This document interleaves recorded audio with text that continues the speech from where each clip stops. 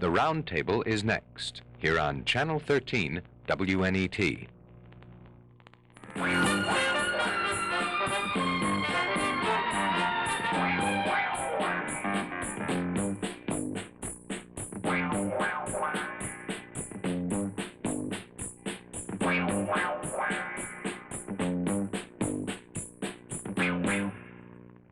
Good evening for Roundtable. I'm Harold Hayes.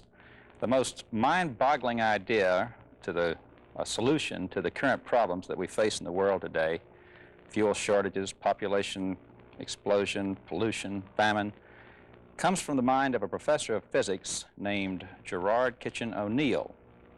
Professor O'Neill's idea in its most far-reaching form is that we just ship everybody out into space and keep the world as a giant park to visit for recreational purposes. Professor O'Neill's ideas are being seriously considered by the scientific community now. There will be a NASA conference on them this summer, and we want to talk with him about them tonight. Joining us is our favorite jack of all sciences, Isaac Asimov, biochemist and author of 158 books, everything from sci-fi to biblical history, who will help me try to help you understand how all this might come about. Dr. O'Neill, would you start with what you call Model 4 and tell us this idea that you have? Well, you'll be happy to know that you've already got an argument and a fight on your hands, because I'll argue with the first opening phrase that you've had. I really don't have in mind anything such as shipping people out. In fact, they're going voluntarily. Really, a large part of the motivation for this is the idea of retaining and increasing human options rather than closing them in. But you suggest, or it has been suggested in one article about your plan, that in the long-range future there's a possibility of 90% of the human race colonizing space and moving off of the... or even more. The power is there. I mean, all that I'm doing in essence is to open up technical possibilities and to say what could be done. What people choose to do with it is their own affair, and I hope that they'll choose to do many very different things, and it won't be the same solution for everybody. First, tell us how we'll do this. You wanted to look at Model 4 to get a feeling for what a big space colony is. It's a very hard concept to try to go into cold when no one has looked into it before. Basically, what we're saying is that it's possible to have a rapid growth of wealth and productivity and living space and comfortable living conditions for people not on the Earth and not on another planetary surface, the Moon or Mars or anything like that, but rather in habitats which are built in free space at a distance from here which is similar to the distance to the Moon.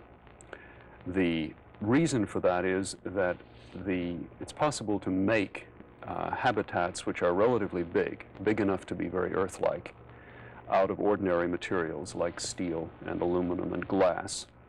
And it's possible to find those materials in very large quantities on the surface of the Moon and eventually in the asteroids. We're used to thinking of now going to the Moon as not being an impossible thing, at least, though a very expensive one by present technology. But curiously enough, to get from near the Earth, but in free space, to the asteroids or back again is only about as difficult as it is to get from here out to free space. Difficult in terms of energy, Jerry. In terms of energy. What about time? In time, it takes longer. It means that it's good for raw material shipment, but for people, it's much more complicated. But what we're talking about is shipping in raw materials, and that's for the future anyway. Model 4 could be... Is this Model 4? No, this is a picture of the first model that we might make. And I should say it was done by an artist named Walter Zavoyski, who is a professional artist and much more interested in that than in commercial illustration. So he's kept this thing very sort of mysterious and spacey looking, and has not cluttered it up with the real human things that would be there, like all sorts of industrial facilities on the outside and various bumps and angles and so on sticking out. Model 4 could be something as big as perhaps 5 to 10 miles in diameter, perhaps as much as 20 or 30 miles long, within the limits of available materials. And it's a something like- giant cylinder, am I correct? Yes. Let's go back, if I may, to Model 1, because that's All right, fine, the please. simple sort All of right. thing. This is something which we feel could be made as a first model space colony for about the cost of the Apollo project. Something of this general sort. I won't argue with you factors of 2 or 3. But this is a cylinder rotating in space. It's about 1,000 yards long and perhaps 200 in diameter. And there are 2 of them. There's one like this, and there's another one which is down below the picture and connected by these very thin structures that are shown here, these thin white lines.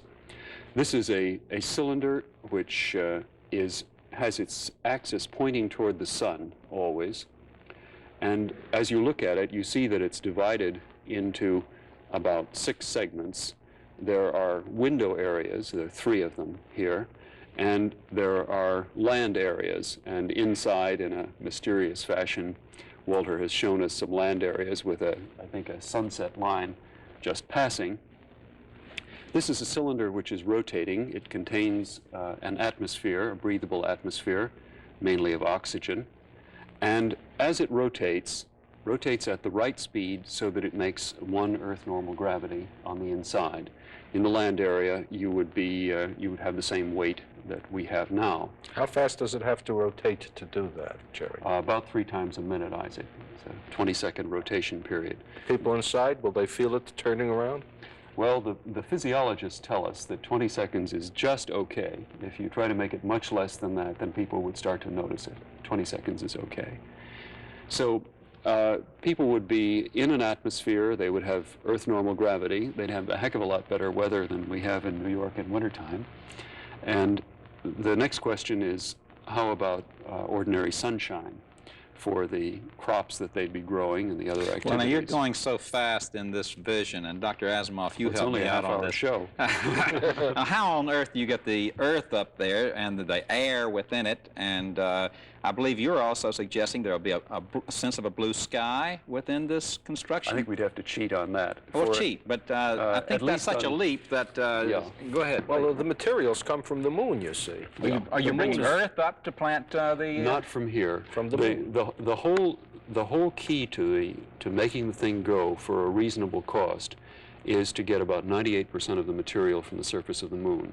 And eventually, for the big colonies, as you start building bigger and bigger ones, you get to the point where practically none of the material is coming from the surface of the Earth. That's essential, because it's always going to be very expensive to bring things up from here. Well, Dr. Asimov, how do you get to the point, starting at the very beginning, to build something that huge and that complicated there? Do you have just a steady succession of Apollo-type craft going up to carry the materials, or Can't how do you do afford very it? many of those. Well, once you land on the moon, you know, the moon is a lot easier to get away from than the Earth is. The Earth has a gravity 6 times as strong as that of the moon at the surface. In order to get away from the Earth, you have to be traveling at a speed of 7 miles per second. From the moon, only 1.5 miles per second. From the standpoint of energy expenditure, it's much easier to get material off the moon than it is to get it off the Earth. Furthermore, there's nobody on the moon and nothing on the moon that needs that material. And you can use all of that material as you would use Earth materials. Isn't that Yes. The other nice advantage that the moon has is that it hasn't got an atmosphere, of course. And we don't think of that as an advantage. It's not an advantage for living there. It's probably a rotten place to live. But as a mining source, it's great, because having no atmosphere, it means that it's possible to develop within current technology launching devices which are electromagnetic and automated and which can launch payloads from the surface of the moon with no atmosphere to impede their passage out. Now, we've gone through the physics and a bit of the economics on that.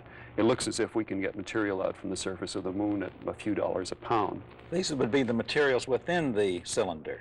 The materials cylinder from itself- which the cylinder would be made. Oh, the cylinder would be. You'd be talking about chemical processing, aluminum manufacture, and everything. Well, in how free large a space. colony do you need on the moon before you could get to the point of constructing this thing? Probably a couple of hundred people, I would guess. That 1 few? or 200, yeah.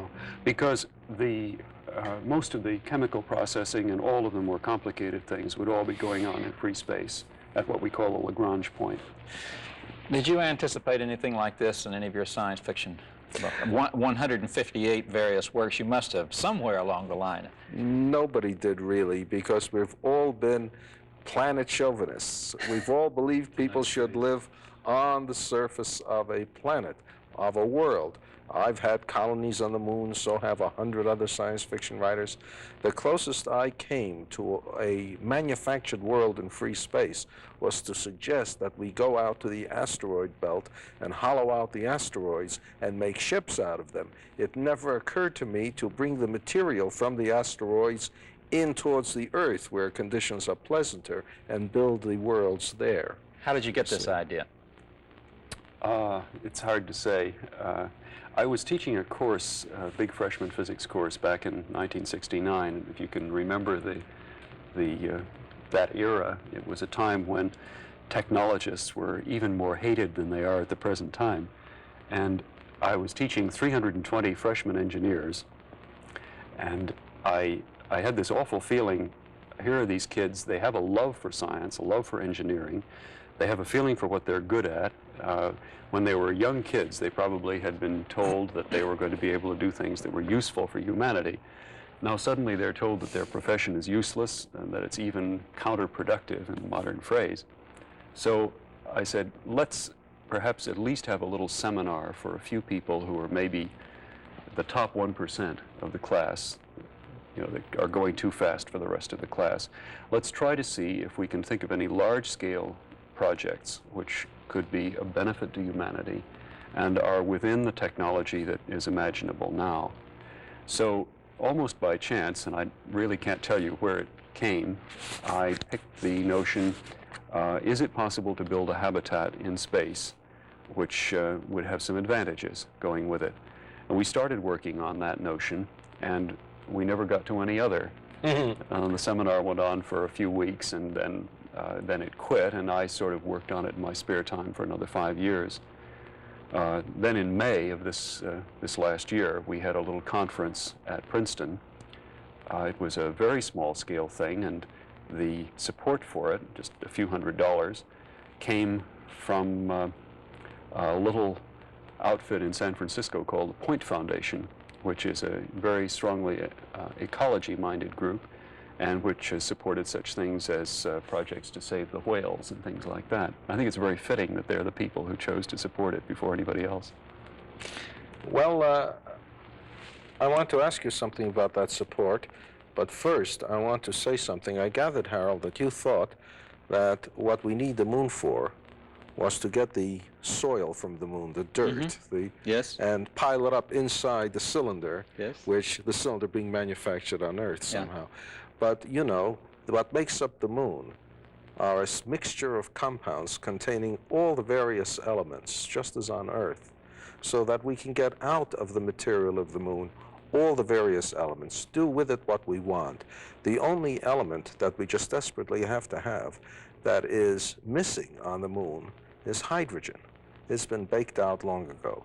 That's why there's no water there, because water is hydrogen and oxygen. There's oxygen as part of the rocks, but no hydrogen.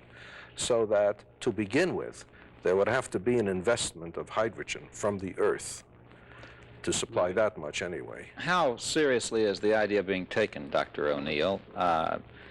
NASA is the logical agency. I would assume that you would be concerned with. Well, I think that properly, although NASA obviously has a concern in this, I think that there are perhaps many agencies and many private organizations that properly should be looking into this, because if these ideas make any sense at all, all of us ought to be debating them, not Have they just a few come under the people. purview of NASA at this point? Yes, very much so. It happens that NASA is now conducting a year-long sort of introspection called the Outlook for Space.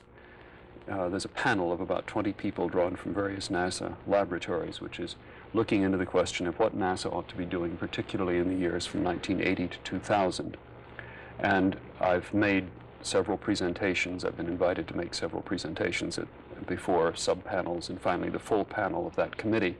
And just today, in fact, I was almost late for the show because I was called up by a whole committee of people at the Marshall Space Flight Center in Huntsville, Alabama. They've been asked to review this proposal in great detail for the Outlook for Space panel, and they had about an hour's worth of detailed questions, which I had to answer. Well, I don't think yet we have got out the full enormity of the plan that you have in mind. How many people would this one hold, Model 1? The very first one, Mr. Hayes, might be 10,000 people. Now, is that in this cylinder and the And the cylinder other one below? down here, it might be 4 little villages of perhaps 2,500 people in each. And what is the relationship between the two cylinders? Well, there's a very light structural framework. The artist has sort of shown it in a schematic way. You can mark here. if you need to on this. We have this board here, but I think this is all right. good enough for the moment. One needs to have a little bit of connection between the two cylinders. The forces are really tiny. They're about 50 or 60 pounds only, very tiny. One cylinder is rotating like this, and the other one is rotating in the other direction. and there are two different communities then. Yes, the total population being perhaps 10,000 people. I see. Now, how do these people live within this cylinder? Well, they would be growing crops by normal agriculture, although quite intensively, because of the fact that the weather would be controllable and the length of the day would be controllable, the seasons droughts. would be controllable. No insect pests. So you'd start with sterile seed, so you don't need any insecticides. The whole pest question and the whole question of insecticide poisoning of the environment and so on, you can leave that behind. You don't Well, need you any of suggest that. bringing endangered species up there too, Yes. and Yes, I think repopulating that might them. be fun. Wouldn't they bring their own germs and wouldn't you lose? You know, the there have been sterility? experiments with starting out with embryos that are practically sterile. And just Yes, have a human- germ-free. Yeah, it's possible to do that.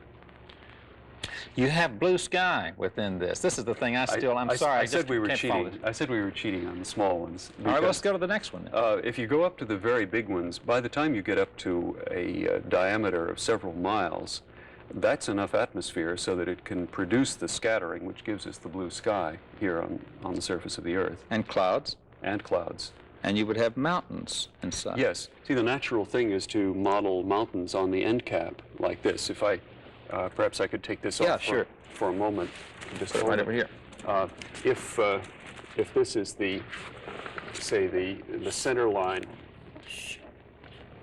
of the cylinder, so that the cylinder is coming along like this, then you'd have a sort of a hemispherical end cap like that, and then continue on. And on the very big cylinders, the clouds might be, at some layer like that. The buildings, of course, would be completely tiny down on the floor here, on the bottom. We were just saying, as we were driving out, that it would really be very nice if people chose to do that, to have some of the cities working their way up the lower slopes of the hills here, and maybe a little bit of water for sailing down below. You could imitate some of the Earth's nicer cities that way. The mountain climbing would be fun, by the way. You notice as you get higher, the G-forces go down. The Yes, gravity is less. The gravity is So it less. becomes easier and easier to climb the higher you go. Now, I hate to persist with this dumb question, and I've got No in my questions head. are dumb. Where does the mountain, does the mountain come from the composition of the materials from the moon? material. Yeah, you see, the moon is a really good source for building materials. You know, the Apollo astronauts in many of the Apollo flights were picking up just casually chunks of rock on the lunar surface. They were 40% aluminum by weight. And oxygen, the lunar surface is like 40% oxygen by weight. There's no problem about atmosphere. And the moon is very rich in titanium too. That's right. Which we never use enough of here on Earth because Yeah. because steel is so much cheaper. But you could do things with titanium that can be very cute. Yeah. And the processing, too, is nice because titanium processing requires a lot of energy and it requires high vacuum, and that's just what you've got in space. You suggest that if we start now on Model 1, it can be ready by 1988, I think that's true. and the cost of constructing Model 1, About the same as the cost of the Apollo project, which in 1972 dollars was a little over $30 billion. and by the time we got to Model 4, it would be 2027? I don't think that now, Mr. Hayes. As we've been thinking about the economics of these things, I think it makes more sense to go up to about Model 2 and then freeze at that level and replicate the Model 2s in large numbers. So the Model 2s start reproducing themselves in space. Is that the Right. idea? Right. And so you would go from 10,000 in Model 1 to how many in Model 2? 100,000. 100,000 in Model Yeah. 2, until eventually by, in 100 years, you think that you would be able to accommodate our overcrowded circumstances and the population would go back down on Earth, or not even be a problem there. Not even be a problem anymore, especially if you take most of the industry out, as I think would probably happen in an environment where power costs would be much lower than they are on the surface of the Earth, and where you can spend power without having the problem of unbalancing the heat load of the Earth. We call the Earth the old country. Right. And in fact, you do suggest that we would go only to the Earth for recreational purposes, let it restore itself. Well, I'm very fond of the Earth, and I think that the best thing we can do to it is to put the industry somewhere else. Dr. Asimov, not only being a biochemist, but now a humanist in the very widest sense, how are you going to get people to go to Oh, these well, places? for the same way we got people to go to the North American wilderness. They'll want to go. They'll want to go. It'll represent a new life. It'll represent an escape from Earth. And once people do go, once you do realize that you have a kind of life there which represents a security and a pleasantness that you no longer have on Earth, the difficulty will be not in getting people to go, but in making them line up in orderly fashion. You seriously think that 90% of the people on Earth in 100 years would move out into space and leave the Earth? Well, you know, when you say That's 90%, the same question of Europe and moving to the New World a few hundred years ago. yes, but the population went up. Europe didn't empty itself. true. There are more people in Europe now than there were then. And if population continues going up, even though 90% of the total human race may be out in space, the Earth will still be pretty full. It won't be deserted. However, I think we ought to, in all fairness, play the role of devil's advocate here and mention the one objection that I hear every once in a while, which is when you have a relatively small world out in space, that you no longer have the protection of a miles-deep atmosphere and a thick ocean and all the rest of it against the sea of cosmic radiation in space. Now, how dangerous is the cosmic radiation, and how well protected would the people be in these colonies? Yeah, it's a very accurate question, Isaac. It's accurate enough that, in fact, it's the first research topic that we're taking up now that we do have a little bit of government support for this work. The first look at it seems to come out this way. On the big colonies, there's no problem, because by the time you get to Model 4, the atmospheric depth there is so great and the land underneath you is so thick that the cosmic ray protection is just about as good as it is on the surface of the Earth. And you probably don't have the radioactivity to contend with in the environment either. But for the little colony, let's go back and show the picture again. For Model 1, it's a problem. And Dr. Eric Hanna, who's come with me this evening, is just starting to look into this now, and we're getting a lot of help from various people who are experts in cosmic rays. It appears that for Model 1, we might very well want to shield the end caps with perhaps a foot or so of lunar soil, and to provide perhaps a diaphragm in between the living habitats at the end and the region where most of the crops are being grown. Then we have worked out a geometry which is not very complicated and which leads to having protection around the living areas so that you would kill the heavy primaries, which is the serious thing. The ordinary cosmic rays, they would be a greater intensity than on Earth, but it's not by killing them out.